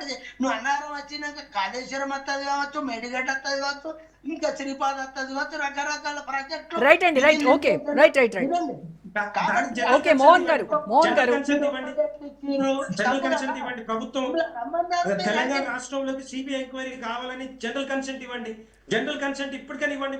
మీరు ముఖ్యమంత్రి గారు చెప్పండి, జనరల్ కన్సెంట్ ఇవ్వండి, సిబిఐ ఎంక్వైరీ చేసుకోవచ్చు, ఈ రాష్ట్రంలోకి రావచ్చు, దేని మీద దర్యాప్తు చేసుకోవచ్చు అని ఇవ్వండి. ఇప్పుడు రైట్ ఒక్క నిమిషం మోహన్ గారు ఒక్క నిమిషం వెంకటరెడ్డి గారు సింగరేణి బొగ్గు కుంభకోణం విషయంలో బీఆర్ఎస్ ఆరోపణలు చేస్తూ ఉంది, అవినీతి జరిగింది, కుంభకోణం జరిగింది అని చెప్తున్నారు. అలాగే బీజేపీ కూడా అలాగే చెప్తోంది. సుమారు 12 ప్రైవేట్ కంపెనీల్లో రకరకాల పనుల మీద సింగరేణిలో పనిచేస్తున్నాయి. బీఆర్ఎస్ హయాంలో కూడా చాలా ప్రైవేట్ కంపెనీస్ కి వర్క్స్ ఇచ్చారు. సో వీటన్నింటి లెక్క తేల్చాలి 2014 నుంచి అని చెప్తున్నారు కదా. మరి బీఆర్ఎస్ నాయకులు అడిగేది కూడా అదే కదా, దీనిపైన సిబిఐ ఎంక్వైరీ చేయండి అని అంటున్నారు కదా. మరి దానిపైన ఎందుకు మీరు స్పందించట్లేదు? ఇప్పుడు బాల్ ఎవరి కోర్టులో ఉంది? కాంగ్రెస్ పార్టీ కోర్టులో ఉంది. కాంగ్రెస్ ప్రభుత్వం ఇక్కడ ఉంది. బీఆర్ఎస్ పార్టీ ఉన్నప్పుడు బీఆర్ఎస్ హయాంలో కేసీఆర్ గారు సిబిఐ రావద్దు అని చెప్పి జనరల్ కన్సెంట్ రద్దు చేసుకున్నారు. అదే జనరల్ కన్సెంట్ ను పునరుద్ధరించాలి. ఇప్పుడు ఇక రాష్ట్ర ప్రభుత్వం, కాంగ్రెస్ ప్రభుత్వం అది 10-12 సంవత్సరాలు మేము అడుగుతా ఉన్నాం. 2014 నుంచి ఇప్పటి వరకు 12 సంవత్సరాలు ఏదైతే ప్రభుత్వం వచ్చిందో, తెలంగాణ రాష్ట్రం వచ్చిందో, అప్పటి నుంచి ఇప్పటి వరకు ఎంక్వైరీ చేయమని చెప్పి ఒక లెటర్ రాయమని చెప్పి మేము కాంగ్రెస్ పార్టీని డిమాండ్ చేస్తా ఉన్నాం. వాళ్ళు వెనక్కపోతా ఉన్నారు. మేం కాదు కదా, మేము అడుగుతా ఉన్నాం. అవినీతి జరిగింది, అక్రమాలు జరిగినాయి, దగ్గర 12 కంపెనీలు పనిచేస్తా ఉన్నాయి. ఒక బీఆర్ఎస్ పార్టీ వచ్చిన తర్వాత కేసీఆర్ గారి కుటుంబం సింగరేణి ఒక ఏటీఎం లాగా వాడుకుంది, అవినీతి జరిగింది. ఈ దగ్గర ఒక 48,000 కోట్ల రూపాయలు అప్పులు ఉన్నాయి, కాయలు ఉన్నాయి. సింగరేణి యాజమాన్యానికి సంబంధించిన ఓకే వెంకటరెడ్డి గారు దాని మీద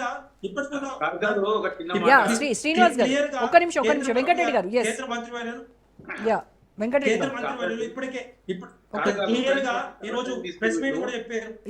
ఓకే శ్రీనివాస్ గారు మాట్లాడండి. రైట్ శ్రీనివాస్ గారు మాట్లాడండి. కాదండి, ఇప్పుడు కాళేశ్వరం పంచాయతీ తీసిండ్రు. కాళేశ్వరం మీద కాంగ్రెస్ ఏం చేసింది, బీజేపీ ఏం చేసింది? మీరు ఎవరేం చేయలే, రేపేం చేయరు కూడా. కొండంత రాగం తీసే పెద్ద కొండంతో ఏదో చేసినట్టు మీరు ఏం పట్టలే, ఏం చేయలే. 94,000 కోట్ల రూపాయలు ఖర్చు జరిగిందంటే 1,00,000 కోట్లు అంటారు, 1,00,000 కోట్ల అవినీతి జరిగిందంటారు. ఏమైనా అర్థం ఉందా అలా? ఎవరన్నా అవినీతి అంటే సరే 10% మిమ్మల్ని ఏం చెయ్యరు, మిమ్మల్ని ఏం చెయ్యలేరు అనే బీజేపీ వాళ్ళు అంటున్నారు. ఎందుకంటే కాంగ్రెస్ బీఆర్ఎస్ దోస్తులు కాబట్టి, వాళ్ళ మధ్య రహస్య ఒప్పందాలు ఉన్నాయి కాబట్టి మిమ్మల్ని ఏం చెయ్యలేరు అనే వాళ్ళు చెప్తూ ఉన్నారు. అరే రోజా గారు, నేను ఒక విషయం చెప్తా, చిన్న సింపుల్ ఎగ్జాంపుల్. ఇప్పుడు ఇంతమంది ఆ మోడీ ఈ మోడీ మస్తు మంది మోడీలు మస్తు 100 కోట్లు 1,000 కోట్లు తీసుకొని దేశం దాటిపోయినారు. వాళ్ళు ఎవరిని తీసుకురాలి. ప్రభాకర్ రావు గారు ఎందుకు వచ్చిరండి? ఎవరి చొరవ వల్ల వచ్చిండ్రు ప్రభాకర్ రావు గారు? ఏం సాధించే ఎవరిని ముద్దాయం చేద్దామని, ఎవరిని దోషం చేద్దామని, ఎవరిని తప్పు చేద్దామని, ఏ రాజకీయ పార్టీని తప్పు చేద్దామని, ఏ ప్రభుత్వాన్ని దోషిగా నిలబెడదాము ప్రజల ముందని. అంటే ప్రభాకర్ రావు ఇండియాకి తిరిగి రావడం వల్ల నిజంగానే భయం అవుతుందా బీఆర్ఎస్ నాయకులకు? ఆ విచారణలో ఏం చెప్పాడు అనేది నేనేం చెప్తున్నా మేడం, నేను ఏమంటున్నా అంటే రోజా గారు మీరు గమనించాల్సింది ఏంటంటే, ఎవరు మిలాఖత్ అయ్యారని చెప్పడానికి, we never fear with anybody. మాకు ఎవరితో భయం లేదు. ఇలా మా కేటీఆర్ గారు కూడా మాట్లాడింది, తప్పు చేసినోడు భయపడతాడు, తప్పు చేసినోడికి భయము. మేము తప్పు చేయలేదు, మీకు అధికారం ఉంది, అవకాశం ఉంది అని విచారణలకు పిలుస్తుండ్రు, మేము హాజరవుతాం. ఎందుకంటే మనము మెంటర్ అంటే దిశానిర్దేశం చేయవలసినటువంటి రాజకీయ నాయకులు తమపై ఆరోపణలు వచ్చినప్పుడు ముందైతే మరకలు అంటించినప్పుడు ఆ మరకను కడుక్కోవాల్సినటువంటి అవసరం ఉంటది. అది తప్పుడు మరకను అంటించాలని రుజువు అయితే చేసుకోవాల్సి ఉంటది. అట్లా ఈ దేశంలో 40,000 మంది మీద 40,000 కేసులు నమోదు చేసిండ్రు ఈడీ, ఈడీ కేసులు, ఆ కేసులు, ఈ కేసులు అని బీజేపీ ఎంత పర్సెంటేజ్ సక్సెస్ అండి? 0.3%. 0.3%. వాళ్ళు నాకు చెప్పినట్టు వినకపోతే తీసుకుపోవాలి, ఆ రైడింగ్స్, ఈ రైడింగ్స్ అని పార్టీలో చేర్చుకోవాలి. ఇది బీజేపీ వాళ్ళు. మళ్ళీ వాళ్ళు మాకు ఇప్పుడు చెప్తున్నారు. ఇంకొకటి, ఇది ఇప్పుడు మళ్ళీ కొత్త పంచాయతీ చూడండి, బొగ్గు పంచాయతీ. బొగ్గు పైన మీరిద్దరు మిలాఖత్ అయినరు. కేంద్ర గనుల శాఖ మంత్రిగా ఉన్నటువంటి ఈ రాష్ట్రంలో పార్లమెంట్ నుంచి ఎన్నికైన సికింద్రాబాద్ పార్లమెంట్ ప్రాతినిధ్యం వహిస్తున్న బీజేపీ పార్లమెంట్ సభ్యులు కిషన్ రెడ్డి గారు కేంద్ర మంత్రిగా ఉన్నారు.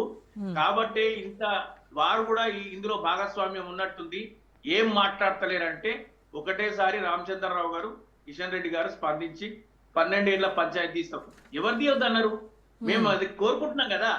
ఎవరైనా తీయొద్దన్నారా? మీకు ఎవరైనా అడ్డు నిలవ ఉన్నారా? గనుల పంచాయతీ ఏదైనా ఉంటే ఏదైనా పారదర్శకంగా జరగాలని కోరుకుంటున్నాము. ముఖ్యమంత్రి గారి బావమరిది కోసం జరుగుతున్నటువంటి ఈ పంచాయతీని మేము ఆరోపణలు చేయంగానే టెండర్లు రద్దు చేసుకున్నారు. మేము మళ్ళీ ఆరోపణలు చేయంగానే కేంద్ర ప్రభుత్వం కూడా ఒక కమిటీని వేసింది. ఇందులో ఎవరు తప్పు, ఎవరు ఒప్పండి? ఎవరు ప్రజల కోసం పనిచేస్తున్నారు, ఎవరు తమ కోసం పనిచేసుకుంటున్నారు, ఎవరితో మిలాఖత్ అయినరని ఈ ఎగ్జాంపుల్. ఇప్పుడు ఇలా పారదర్శకంగా ఉండాలనే కదా అక్కడ సైట్ విజిట్ సర్టిఫికెట్లు అనేది తీసుకొచ్చామని వాళ్ళు చెప్తుంటే, మరి మీరు అది కూడా తప్పు పడుతున్నారు కదా. ఇది కేవలం వాళ్ళ కోసము వాళ్ళ. మేడం, వన్ సెకండ్ వెంకటరెడ్డి గారు ప్లీజ్. ఈ site visit panchayat site visit certificate ఎక్కడ లేదు, దేశంలో ఎక్కడ లేదు. నిన్న ఒక మిత్రులు చెప్పిండ్రు 2 చోట్ల ఈ సైట్ విజిట్ పెడితే దానివల్ల ఇట్లాంటి అపవాదులు వచ్చినాయని ఆ రాష్ట్ర ప్రభుత్వాలు, మహారాష్ట్ర ఇంకేదో ప్రభుత్వం కూడా అవి తీసేసినాయి. ఇంకా దేశంలో, ప్రపంచంలో ఎక్కడ లేదు. మళ్ళీ కొత్తగా పంచాయతీ తీసుకొచ్చింది తెలంగాణ ప్రభుత్వం. దానివల్ల కలిగే ప్రభుత్వానికి లాభాలు ఏంటి అంటే, ఎవరు సైట్ విజిట్ కి వస్తే వాడిని బెదిరియాలి, నువ్వు టెండర్ వేయద్దని చెప్పాలి. ఎవరు సైట్ విజిట్ వస్తే ఓకే రైట్. మోహన్ గారు చెప్పండి. మోహన్ గారు. మేడం, వీరికి ఇద్దరికి నేను చెప్పదలుచుకున్న గనుల విషయంలో, బొగ్గు విషయంలో అంత డీటెయిల్ గా బట్టి విక్రమార్క ఉప ముఖ్యమంత్రి గారు, ఆ శాఖ నిర్వహణ మంత్రిగా అంత వివరణ పత్రికా ముఖంగా టెలివిజన్లలో అంత డీటెయిల్ గా చెప్పిండు కదా. చెప్పినాక వీళ్ళకేం అర్థం కాలేదంటారా? ఇప్పుడు మా డిబేట్ లో పాల్గొన్న ఇద్దరు మిత్రులకు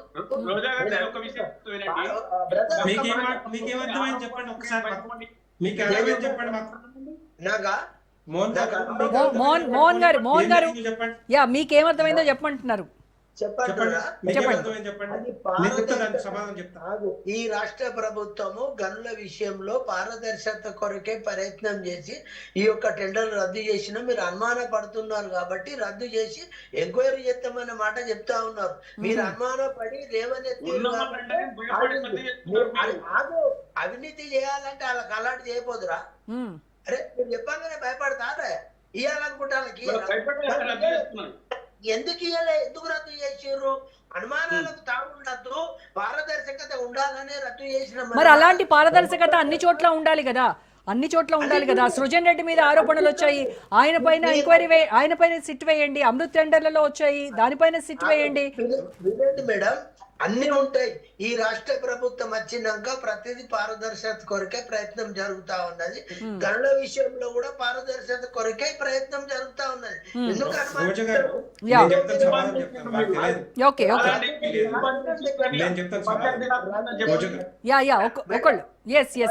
వెంకటరెడ్డి గారు.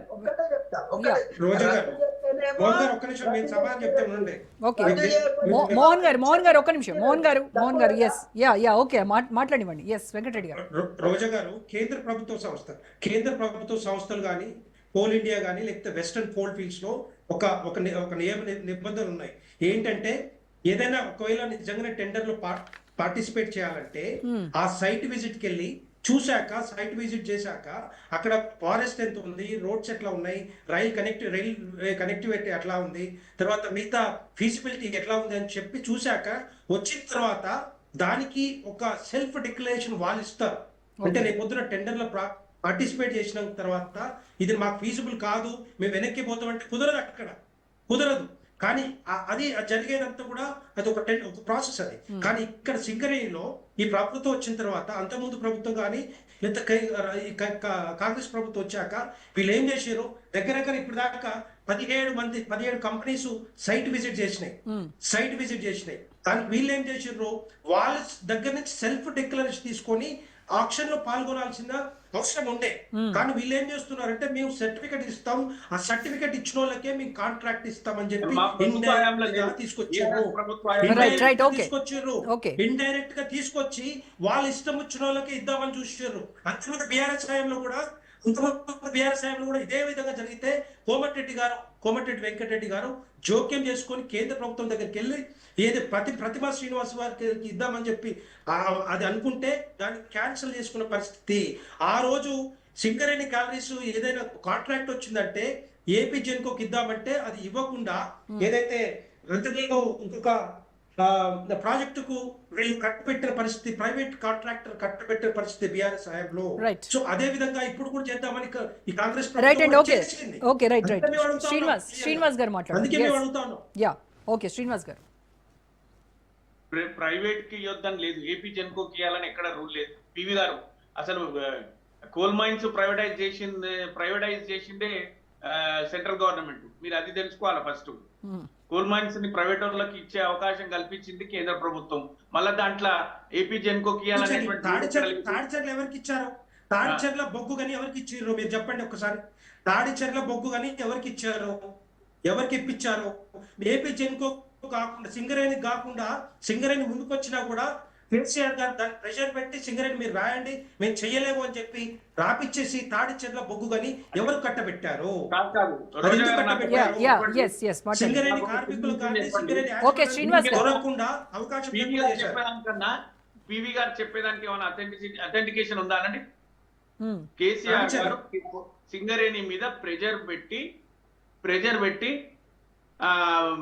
తాడిచెర్ల బొగ్గు గన్లు ఏపీ జెన్కోకు సింగరేణికి ఇవ్వకుండా నాకు వద్దు అని చెప్పి చేసిండు అనే దానికి ప్రెజర్ పెట్టి ఉంటుందా?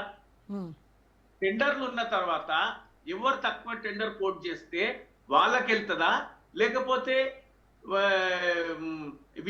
ప్రత్యేకంగా ఫలానా వ్యక్తికి ఫలానా సృజన్ రెడ్డికే రావాలనేటువంటి ఆలోచన చేసినట్టుంటదా? ఇప్పుడు టెండర్లు సృజన్ రెడ్డి గారికి 8 టెండర్లు అలకేట్ అవుతుంది అని మేము చెప్పినందుకే కదా టెండర్ల ప్రక్రియ రద్దు చేసుకున్నది. మళ్ళా మీరు బీఆర్ఎస్ హయాంలో టెండర్ల కోసం టెండర్లు రద్దు చేసుకున్నారు, టెండర్లు ఇవ్వలేదు. ఎప్పుడు కూడా 10 సంవత్సరాలలో బీజేపీ గాని కాంగ్రెస్ గాని బీఆర్ఎస్ హయాంలో బొగ్గు గనుల టెండర్ల విషయంలో బీఆర్ఎస్ ప్రభుత్వము అందులో ఇంటర్ఫియర్ అయిందని ఎక్కడ ఎప్పుడు మాట్లాడలేదు. ఒకే విషయంలో బీఆర్ఎస్ ని బదనాం చేసింది సింగరేణి విషయంలో. ఒక విషయంలో ఏంటంటే దాంట్లో జరిగిన నియామకాల పట్ల కొంత అవకతవకలు జరిగినాయి అనే అపవాదం ఉంది, కానీ టెండర్ల ప్రక్రియలో బీఆర్ఎస్ ప్రభుత్వం ఎప్పుడు కూడా ప్రత్యక్షంగా పాల్గొనలేదు. మోహన్ గారు ఫైనల్ గా మళ్ళీ మనం ఫోన్ ట్యాపింగ్ వద్దాం. ఫోన్ ట్యాపింగ్ విషయంలో కోమటిరెడ్డి అలాగే ఉత్తమ్ కుమార్ రెడ్డి వీళ్ళిద్దరి ఫోన్లు ట్యాప్ అవుతున్నాయి అని జర్నలిస్టులకు వెళ్ళి చెప్తే జర్నలిస్టులు వార్త రాస్తే దానిపైన ఇప్పటి వరకు కూడా ప్రభుత్వం ఖండించలేదు. అంటే మీ ప్రభుత్వంలో కూడా ఫోన్ ట్యాపింగ్ జరుగుతుందని మీ మంత్రులే చెప్పారు కదా. అంటే అక్కడ రాష్ట్ర డీజీపీ కానీ ఇంటెలిజెన్స్ ఐజీ కానీ వీళ్ళు ప్రమాణం చేసి చెప్తారా మేము ఫోన్ ట్యాపింగ్ చెయ్యట్లేదు అని కేటీఆర్ అడిగారు. అవును మేడం, ఫోన్ ట్యాపింగ్ నేను అనుమానం మీద ఉత్తమ్ కుమార్ రెడ్డి వెంకటరెడ్డి గారు అనుమానాన్ని వ్యక్తం చేశారు. తప్పక ప్రభుత్వ పరంగా పాలన అధికారులు ఎవరు ఉన్నారో వాళ్ళు నివృత్తి చేయవలసిన బాధ్యత ఉంది. ప్రభుత్వం కూడా ఒత్తిడి చేసి తప్పక దాని జవాబు ఇప్పిస్తుంది. ఎవరెవరే జరిగినాయి, ఎందుకు జరిగింది, ఎవరు చేశారనే విషయాన్ని తప్పక బయటికి వస్తుంది. రాకుండా ఎందుకు పోతుంది మేడం? ఇప్పుడు ఏదైనా ఫోన్ ట్యాపింగ్ విషయంలో 2 అంశాలు. దాదాపు 9 సంవత్సరాల మీద కవిత గారి స్టేట్మెంట్ కానీ రకరకాల స్టేట్మెంట్లు మీరు చూడండి. అంటే అది ఆధారమా నిరాధారమా అనే దానికన్నా ముందు ఫోన్ ట్యాపింగ్ విషయంలో ప్రభాకర్ రావు వచ్చినాకనే ఈ సిట్ విధానం కొంచెం ఊపందుకుంది కాబట్టి వీళ్ళు ఇప్పుడే పిలుతున్నారు అనే అనుమానం వీళ్ళకి ఎక్కువైంది. అంతే తప్ప ప్రభాకర్ రావు మొదలైందంతా జరిగేది. ప్రభాకర్ రావు లేటుగా వచ్చి వారు ఇచ్చిన స్టేట్మెంట్ ఆధారంగా 1 by 1 వస్తా ఉన్నది. కాబట్టి 1 by రావడం కూడా కోయిన్సైడ్ అవుతోందా? ఎందుకు మరి సృజన్ రెడ్డి పైన రేవంత్ రెడ్డి బామ్మర్ది సృజన్ రెడ్డి బొగ్గు కుంభకోణానికి పాల్పడ్డాడు, అన్ని ఆధారాలు ఉన్నాయి అని చెప్పిన సాయంత్రానికే హరీష్ రావుకి నోటీసులు పంపించారు. వినండి మేడం, తెలుగులో ఒక సామెత ఉన్నది, ఏమంటారు తెలుసా? అమితాలు వింటింది గప్పుడేనట, వాడు సచ్చింది గప్పుడేనట, ఒక సామెత. దాని అర్థం ఏంది అని అంటే, ఈ రొటీన్ గా జరుగుతున్న సందర్భంలో ఇలా నోటీస్ వచ్చే నాటికి అది జరిగి ఉంటది. అది నోటీస్ ఇస్తున్నాం కాబట్టి ఇది వచ్చింది అనేది కాదు. ఏదైతే కుంభకోణాల విషయంలో మీరు వస్తా ఉన్న సందర్భంలో అది బయటికి వచ్చింది. బయటికి వచ్చిన రోజే నోటీస్ వచ్చింది. వాళ్ళ పని వాళ్ళు చేస్తారు, వీళ్ళ పని వీళ్ళు చేస్తా ఉన్నారు. ఆ సంస్థ ఇచ్చే సందర్భంలో నోటీస్ వచ్చిన రోజే ఈ అంశం బయటికి రావచ్చు పత్రికా పరంగా. తప్పేముంది? ఇది వచ్చినంత మాత్రాన కాంగ్రెస్ దాన్ని కప్పిపుచ్చుకునే కొరకే సిట్ నోటీసులు ఇచ్చింది అనే మాట తప్పు. ఆ వ్యవస్థ వేరు, ఈ వ్యవస్థ వేరు. సిట్ ఆల్రెడీ ఫామ్ అయింది, నోటీసులు 1 by 1 ఇస్తా ఉంది. వాళ్ళ పరిస్థితులను బట్టి ఆ స్టేట్మెంట్ చదువుకొని ఎవరిని పిలవాలి, ఎవరిని పిలవద్దు, ఎవరి మీద ఏమంటారు, ఎంత ఏమంటారు దాన్ని ప్రోగరేటివ్ గా చెప్పిండ్రు అనేది ఒక లెక్క కట్టి పిలుస్తారు. కాబట్టి ఆ స్ట్రింజెంట్ యాక్షన్ ఎవరి మీద తీసుకుంటే బాగుంటది అనే ఒక సబ్జెక్ట్ తీసే వాళ్ళని. కానీ మీరు పొద్దుస్తమానం భయపడుతున్నారు, ప్రభాకర్ రావు విచారణ తర్వాత బీఆర్ఎస్ నాయకులు భయం పెరిగిందని అంటున్నారు. కానీ వాళ్ళు మాత్రం ఇది ఒక ట్రాష్ కేసు, ఇది అబ్సల్యూట్లీ ఒక ట్రాష్ కేసు, ఇది ఒక బక్వాస్ కేసు, ఈ విషయం విచారిస్తున్నటువంటి పోలీసులకు కూడా తెలుసు అని చెప్తున్నారు. ఎవరైతే సిటు అధికారులు విచారిస్తున్నారో వాళ్ళకు కూడా ఈ కేసు పసలేని కేసు అనే విషయం వాళ్ళకు కూడా తెలుసు అని చెప్తున్నారు. ఒక మాట మేడం, నేను అంటున్నా పస లేదని మీరు అంటా ఉన్నారు. ఉండకపోవచ్చు, పస ఉన్నదా లేదా ఒక విచారణ చేస్తున్న సందర్భంలో మధ్యంతరంగానే మాట్లాడే ప్రయత్నం చేస్తున్నట్టే. అన్ని విచారణలు అయినాక విచారణ ముగిసింది అన్నప్పుడు ఈ మాట చెప్తే అర్థం ఉంది. విచారణ జరుగుతున్న సందర్భంలోనే ఎవరికి వచ్చినట్టు వాళ్ళు మాట్లాడుతా ఉన్నారు. మరి నిజంగానే వాళ్ళు చెప్పింది నిజమైతే మరి కవిత మేడం ఏం చెప్పింది, మరి అది నిజమేనా? రైట్. కాబట్టి నేనేమంటున్నా, కవిత మేడం ఏం చెప్పింది, సంత బావదే మరి ఫోన్ ట్యాపింగ్ చేయవచ్చా అని అన్నది. అది నిజమని మేము అంటలేము. ఒక సంస్థ అదే ఇప్పుడు ఉత్తమ్ కుమార్ రెడ్డి, వెంకటరెడ్డి ఎలా చెప్పారో ఆవిడ కూడా అలాగే ఆరోపణే కదా. అదే నేను చెప్పదలుచుకోను. కాబట్టి ఒక దర్యాప్తు సంస్థ దర్యాప్తు చేస్తున్నప్పుడు ఎవరు పడితే వాళ్ళు ఏది పడితే అది మాట్లాడడు. ఇది ఒక అవివేకానికి నిదర్శనం తప్ప ఒక చదువుకున్న వ్యక్తి, ఒక వ్యవస్థ తెలిసిన వ్యక్తి ఇట్లా మాట్లాడుతుందంటే పొలిటికల్ గా మాట్లాడుతాడు. ఎందుకు ఇప్పుడే తొందరపడి మన కేటీఆర్ గారు మాట్లాడాలి, హరీష్ రావు గారు మాట్లాడాలి, అందులో ఏమున్నది? అలా ఏమున్నదో ఏం లేదు, నీకేం తెలుసు నాకేం తెలుసు. అందరి స్టేట్మెంట్లు కోయిన్సైడ్ అయినాక వాడిని కొరాబరేటివ్ ఎవిడెన్స్ ఉన్నదా లేదా చూసి, కొరాబరేటివ్ ఎవిడెన్స్ ఉంటే ఈ కేసు ఎస్టాబ్లిష్ అయినాక తెలుస్తుంది. విచారణ పూర్తిగా చూద్దాం ఏం జరుగుతుందో ఈ కేసులో. రైట్ అండి, thank you so much Venkat Reddy గారు, మోహన్ గారు, శ్రీనివాస్ గారు, థ్యాంక్ యూ అండి. రైట్, ఇది వాళ్ళ special debate. Stay tune to Raj news.